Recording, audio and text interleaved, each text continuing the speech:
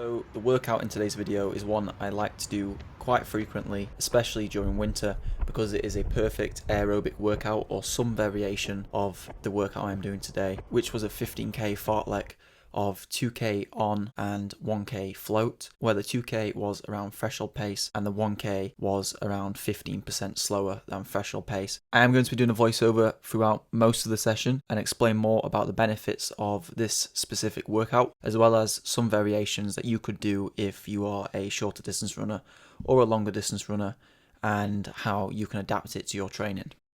But this is for the Berlin Marathon, by the way. But you're not running Berlin Marathon. That might be. Clothes on the wrong way around. No, so the vest over the t-shirt is so then you still get the vest, but you still get the t-shirt because you can't train in the vest apparently, according to you. Yeah. And then the vest just compresses it a bit, makes it feel a bit more nice. Makes you feel a bit faster. It's not going to make a big difference. It's going make you feel warmer. An iconic runner does this. Joey Berrier-Tour. You've never heard of him? You look like a bear, right? I don't know about berry or tour. Don't want to complain, but it's very windy.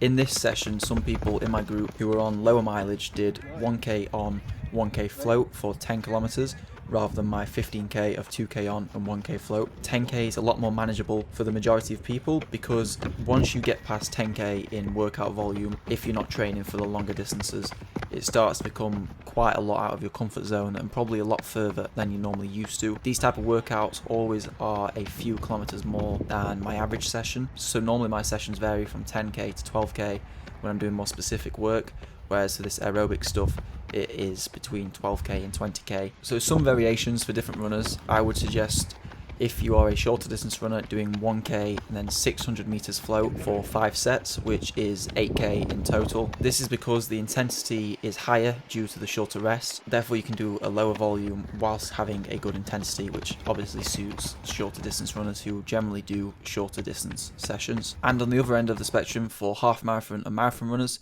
you could try this with either 3k reps or 5k reps to 20k or longer. I'd suggest slowing the rep pace ever so slightly down. I do think it would become a much harder workout to do or handle if you kept the same pace as you would doing 1k or 2k repeats, because the whole point of this workout for me is getting a large amount of quality volume in whilst also not banging up my body too much. My 2k reps today were at threshold pace, and we have a lot of videos about threshold specific training, and I'm sure a lot of you by now still know a lot of benefits about threshold. So if you do want more information on that, then you can check the link in the description for a threshold training video where we talk in depth about the benefits of threshold and why you should do it. But in short, it's one of the biggest components for the majority of distance events, even from 800 all the way up to the marathon. So it is important to work, or at least train your threshold to some extent, which is what happens in this workout.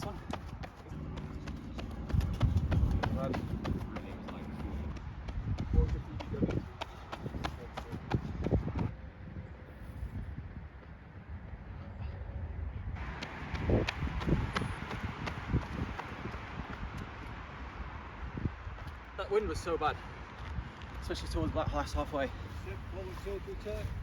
47.25. Submit to split.